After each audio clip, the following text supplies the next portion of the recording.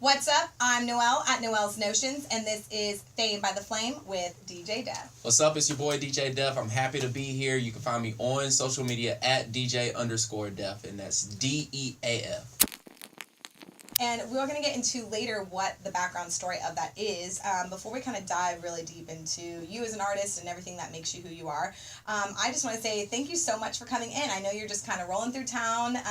You were here with the Harlem Globetrotters. Yeah. So, and I mean, I went to my first ever show. I was amazed. I thought it was so fun. And I'm like surprised that I've never gone until now. I'm like 25 and normally it's like... Hey, I mean, there's a first time for everything all the time. So, you know, I'm happy that she came. Yeah. I appreciate it. It definitely was a show. And for those of you who haven't seen it, you definitely have to go and tune in. And you also will get to hear the lovely melodies of DJ Def right there, right? just a little bit. Just a little bit. Well, you are the music director, right? Behind... Yeah, music director, DJ. I'm the guy that's the guy in with the background sound, right? with the sound, yeah. That's awesome. So how do you kind of choose... Because I'm always curious, right? There's a difference between being a DJ and, you know, playing like what you want to play and then also playing like for the people that you have to pay for. So like at a show like that, how do you kind of choose your music or figure out what you want to play? You know, for me, it's always been like trying to figure out... It's like psychology almost. Like you're trying to figure out what makes people click, but... I don't look at this show as like everybody's there to see me. They're there to see the Globetrotters. So my whole, I guess, philosophy is if I can get the players into it and get their energy pumped and going, then the crowd's going to feed off of them. But you also got to be mindful of the demographic that you're looking at. True, right? You can't be like playing like pop and we can't be doing nothing like that. Playing those songs. If it's a club, you know, it's a little bit different. But you know, we got kids there. Yeah, definitely have to keep it PG. Yeah. So how did you kind of fall into that line of work? I guess because I mean, you've been a DJ for a while, but how did you fall into kind of DJing with them or touring around with them? So last year, it's funny how things work, but you know, it's nothing but a blessing. First off. But I'll never forget, it was in February, I think on the 19th or 20th, I got a phone call from this guy, and he sounded super corny on the phone, and I almost didn't answer it, and he's like, this is from the Harlem Globetrotters, and I'm like, yeah, whatever, man, and he was like, yeah, no, like, he explained the details to me, and it was like, are you in? And I was like, yeah, sure, and let's do it. He's like, all right, well, we'll get you situated on Wednesday, and I was like, oh, okay, cool, well, I'll see you next week. And he's like, no, in 48 hours. And I was like, all right, well, I guess I'm going. You're like, I guess I'm hired, got the job. Yeah. But, you know, what was also crazy is because I was leaving, I was actually at the end of my lease, which was about 4 days out. So I couldn't even pack up my whole place. Like, I had to call friends and family and come in, and they were like, hey, handle it. You get out of here. Well, you know what? The universe doesn't give you more than you can handle, so that's why you have friends who have extra hands, right? Definitely, extremely blessed. Shout out all my friends, all of my friends. So okay, now that we kind of know that you kind of like fell into that title with the Globetrotters, how did you actually start DJing? Like, what's the background with that? Oh man, so I mean, of course, music's been around for my whole entire life. So I mean, I wouldn't be me if it wasn't for you know growing up around so many different types of music. But, I mean, I got into DJing in college. It was a long time ago. I kind of dibbled and dabbed in it. But then, like, you know, you want to meet friends and girls and all of that stuff. And then it kind of And all the girls love a DJ. Yeah, a little bit. I mean, I'm not getting into that one. Right now, at least. No. But that's how I got started. It was just, like, doing clubs or doing parties, weddings. You name it, I wanted to do it. And then it just kind of... slowly evolve. Evolve. So how did you, I mean, what did you graduate in then? I'm sure, like, not DJing, right? No, it wasn't DJing. Actually, I went to school for computer science, and then I was like, nah. I took my first programming class, and I was like, I can't do that. Yeah. So it's more of a business. That's my whole mindset. That's my life. That's everything that I do. Okay, well, and you are a man of many talents because on top of doing the DJing and traveling, you also do real estate. Yes. Okay. I am licensed in Texas and Louisiana. So if you're looking for a house, call me. And it don't matter. It doesn't have to be Texas or Louisiana. It could be anywhere in the world because, you know, shout out to my team and all my business partners. They're amazing. and we get the job done. So yeah, awesome. I'm doing that as well. Well, and not to sound crass, but now you're selling houses, but originally you had a point in your life where you experienced homelessness. I was, and it's something that I always think about. And I'll never forget. I came home, and my roommate at the time, he was like, "I want you out," and I was like, "All right." So like, and I'll never forget. Like, he gave me like maybe 45 minutes to an hour to get everything that I had. After originally took you 4 days or whatever. Yeah. So I'm like, all right, whatever. You're like, okay. So what was funny is that like I packed everything up in my truck at the time, and I went to class that night. I DJ'd that night, and my boy Fletch, who actually was one of the guys that first got me started in Baton Rouge, shout out Fletch, that with the DJ and stuff, and he was like, "Man, come stay at my place," and I was like, "No, I'm good." So I stayed at a Motel 6, and I stayed there for about 3 or 4 days until I could figure out where I was going to go, and that's whenever I went into hiding of like, I'm going to DJ. Yeah. So. Well, it's kind of like moments like those where, you have to reach your, bottom in order to see like the highlights and the points of life, I feel like. And it's like kind of one of those really actually pushed you to pursue your passion with music, which is awesome. Like, I mean, obviously having 45 minutes to collect all your things is not awesome, but it's like 45 minutes for a lifetime of happiness, kind of, wave a little bit. Yeah, you kind of like look at your options, and you're like, I think I made the better decision. Yeah. Well, and so, going off of that, right, because I'm assuming that that's kind of a kernel and essential part to your motivational speaking, right? So kind of what bring fans or maybe just people who kind of need some words of wisdom, what would you, like, what's your motivational speaking, like, presence? Do you go to conferences? Like, do you just, is it more giving people advice? Like, how do you motivate others around you? For me, I love to focus on people that are a lot younger than me. So, of course, children, students, people that are in school, and especially back home where I grew up, where you don't really see that much opportunity. Yeah. You don't see people that get to go out and travel the world or, DJ, do real estate, stuff like that. It's just not common. Yeah. So whenever I go back home, I want them to see, like, look, I'm from here. I didn't forget where I came from. You can do the same exact thing that I've done. So don't ever look at it like you have to go down some certain path if you don't want to. Yeah. But also to let them know is, don't ever accept failure. Yeah. Something that I always live by. And that actually is the root of your name as a DJ, right? DJ Death. So don't ever accept failure. Right. So how did you, where does your name come from?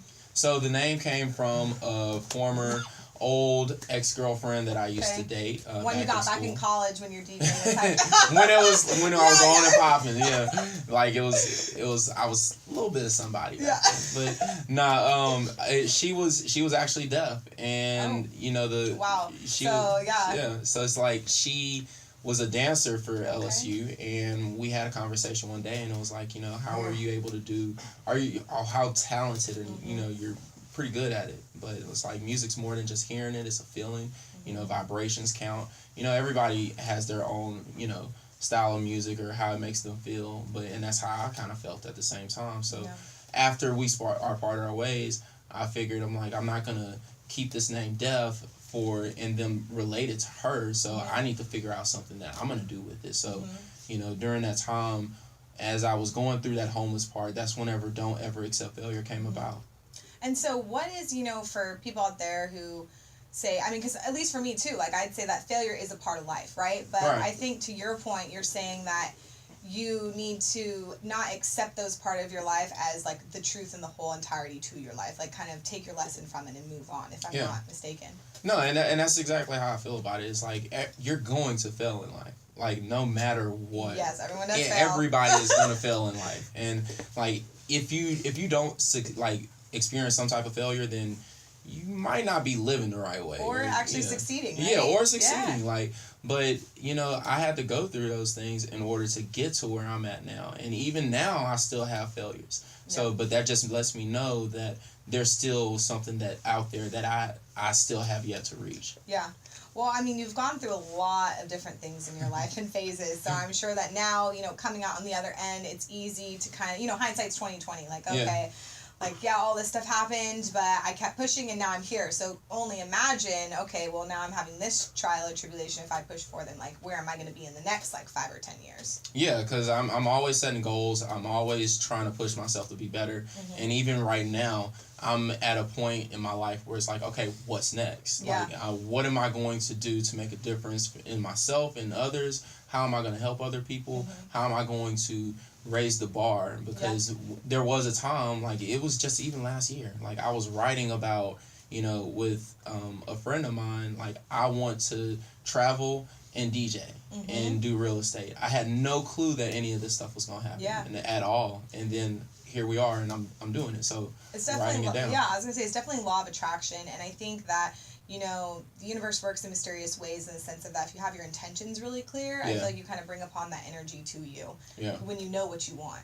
And so you also, though, besides catching you at a game, fans can also always listen to you on Max 94.1, right? Yeah, in Baton Rouge, Louisiana. Yes. Shout out to my home team, Max 94.1, everybody over there.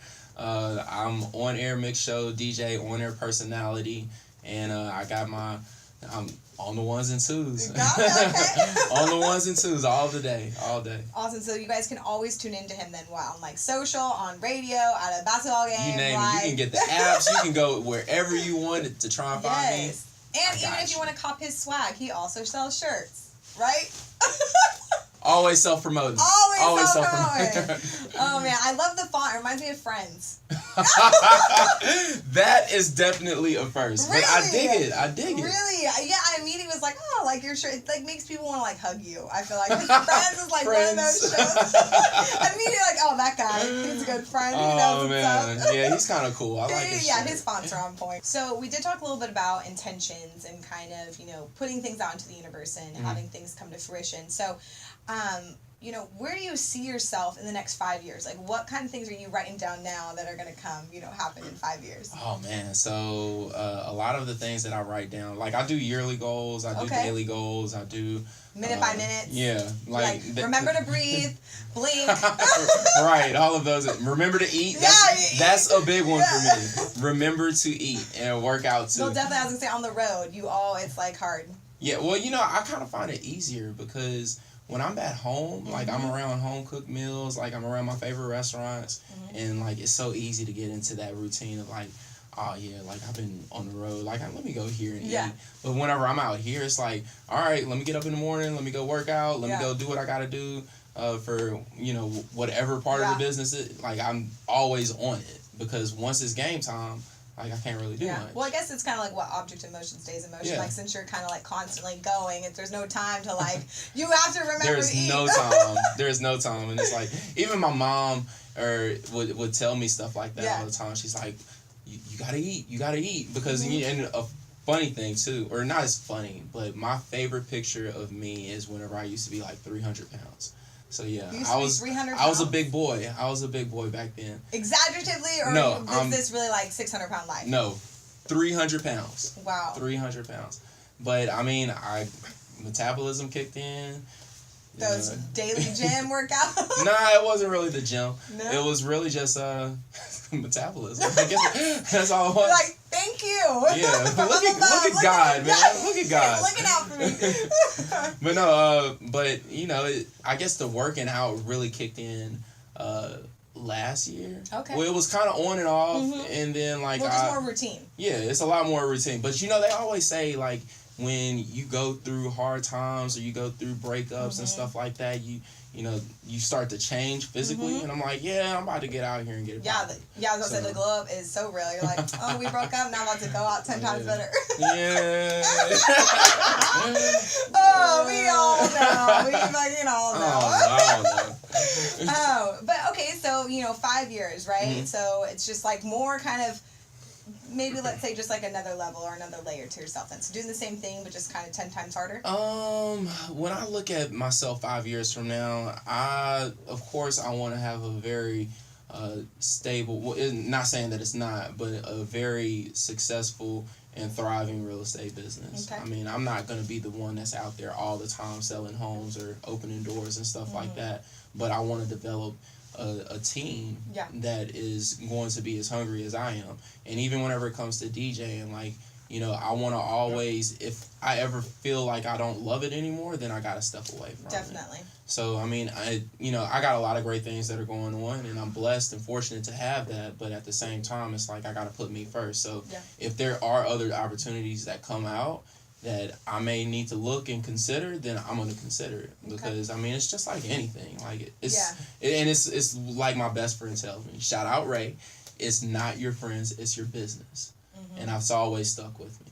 Yeah. And he tells me that all the time. He's like, and he's one of the most inspiring and successful people in my life. And he's not really like a best friend. He's like a brother. Like, he is a brother. But it's like he told me a long time ago, it's not your friends, it's your business. And that's with anything in life. Yeah. So would you say that those are, you know, words of wisdom that you can speak to others who are trying to, like, follow their passions while still, like, obviously, like, making a living and kind of just supporting themselves? Yeah. Whenever it comes to making a living, I mean, you got to do what you got to do. I mean, don't sit there and go and say, oh, I'm going to, you know, go be a lawyer. And then what are you going to do to be a lawyer? Yeah. Like, you still got to survive. Like, you still got to, you got to work, and you got to do all of those little things in order to get to the bigger picture. So, I mean, don't give up on your dreams. Like, I mean, anything, you may have someone that may look at you crazy, like, DJing ain't, you know, it's not going to make you anything. It's not going to do nothing for you. And I mean, I said, my dad even said that at one point. But when he saw me and he was like, I get it. Yeah. Like, I see it in you. Like, so, I mean, don't ever let nobody tell you can't do anything. Yeah. That's something that I always stick by. And even those that tell me, oh, you can't do this, I'm not going to sit there and get in your face. I'm not going to argue with you. I'm going to just be like, okay. Well, think silent. Well, it's like taking that energy that you would to have to tell them, like, oh, like, you know, whatever, shut up. Take that energy to actually then just do what they said you couldn't do. Yeah, oh, you think so? Yeah. It's like, I had one person tell me, they're like, don't tell me, show me. Yeah. And they kept saying that, like, don't tell me, show me. Yeah. And it was like, I don't know how I'm going to show you, but I believe it in my mind. But, and it's like you said, laws of attraction, you know, is what you're around is what you become. So it's always important for me, and I think it's important for everybody else too. Like, surround yourself with positive energy, uplifting people. Like, don't always be the smartest person in the room. Yeah. Because I hate being the person that is like, oh man, like he may know or he may know. Like, I want to be the person that's learning from, you know, everybody else. Well, it's kind of like, if you're not uncomfortable, then you're too comfortable. Yeah. Like, you need to kind of always, like, that's one thing my mom taught me, shout out my mom, that, you know, it's definitely, like, you are who you surround yourself with. And to your point, like, if you surround yourself with people who, you know, whatever, are wealthier than you, are, you know, funnier than you, have, you know, better attitudes, or just, you know, all that, it's like, then you're going to rise to that occasion versus having to bring someone else up to yours. Right. And it's I believe in that so much. And that's one thing about, you know, being around such a great group of, you know, people, especially out here on tour. Yeah. Like, from our showmen down to our staff. Like, there's so many great different talents out there, from the flying globies or the dunkers, the announcer, our showmen, all of the athletes. I mean, I could go down the list of everybody and tell you something that's special about them one by one. But, I mean, just to put it all in, you know, a group of perspective, like, they're all amazing and talented young people. Well, it's definitely awesome to see a team that is just, like you said, every individual pulls their weight and offers something, and then that's why you guys are so good together. So. Right. And, you know... that's important, too. And what I always say to myself is that, and some people don't realize this, too, is, like, they're not just Globetrotters. They're not just people that are staff. They're not... They're successful people outside of someone that just has a basketball in their hand. Yeah. Because that's what everybody sees. That's what the world sees. The world sees them with a basketball, or they're funny, or they can dunk, and they can do this. Like, some of these guys got businesses back home. They got successful businesses, authors. They're, like, engineers. Like, you name it, down the... Like, we do things other than what we're doing out here. So, and that's what, and it shows every single time we're out there on the court, because that's live entertainment. Yeah. And we're good at it. But, and we're thankful and we're blessed for it. Awesome. Well, I mean, I definitely enjoyed the game. It was so fun. And everybody just exudes personality. You can tell it from the stands. And everyone is so unique and has, again, is an intricate part to this whole machine, which is like a team. So I think that's so awesome that, you know, you have your role as well, and you're also still doing your thing outside of it too. Yeah. I think that's, me as well as a lot of others too. It's like we all got our own things going on, and for me, like, I stay constantly trying to figure out, like, I gotta work back home. I gotta, take care of Texas. I gotta take care of Louisiana. I gotta take care of this. Like, I do all of this for a bigger purpose, other than myself. Like, I got, my family. Like, I got to set up for a family when that time comes for me. Because no kids, nothing like that. But Find him on Instagram, ladies. I'll self-promote you. But yeah, I mean, honestly, I think it's cool that you, like you said, everyone has their own thing going on outside of this. And it just makes them, it doesn't take away from anything. It just makes them a better person. It makes them a harder worker, and it makes them even more of a team player, because I feel like they can rely on one another to help support them in those different areas that you guys are all working on. Well, I have one final question for you, actually. So who would you say your major influences are? And maybe two-part question, A and a B. So first part would be, who would you say your major influences are? And then the second one would be, who would you want to, like, collab with in the future? Okay, so major influence in my life, of course, like I said, Raymond. He's a very big inspiration and influence in my life. Because seeing from what he is today, because we came up together, so we've gone through the trenches, and now we're trying to reach the top. But him, my family, of course, my parents, number one supporters at all times, having a great support system, and everybody back home, because if it wasn't for people back home that would support me doing what I'm doing now, then it would make it a lot harder. So they're big influences in my life, is knowing that I'm out here and I have something and somebody's watching that. That's what I say. Something to fall back on, and someone else to kind of like call upon. Right. And then, and then part B to that question is, do you have any collaborations either in the works or ones that you would really like to do in the future? There is a few things that is collaborating in the works. I can't speak on it just yet, but just know that it's going to be a good 2019. Yeah. Awesome. Well, fans will just have to stay tuned then. Music-wise. Yeah. So, music is going down. For real. Yeah. It's going down. Well, you guys will just have to stay tuned. You can find him on Instagram at the show. Get his t-shirts through. What's the best way for that? So the best way to get the friend shirts. For the friend shirts, you can always go to my website, which is iamdjdef.com. I'm thinking my Gmail and everything. No, it's www.iamdjdef.com. And shout out to my collaboration with that Genesis Lifestyles. They do an amazing job of making sure that you guys get all of your merchandise on point. Awesome. All right. Well, thank you so much, DJ Jeff, for being on Fame by the Flame. I really appreciate you. I appreciate you guys having me. Yeah, of course. And again, Jay, you always know I appreciate you guys. I'm in the lab, always keeps it lit. Well, until next time, fans, I'm Noelle at Noelle's Notions, and this is Fame by the Flame with DJ Def. Appreciate you guys having me.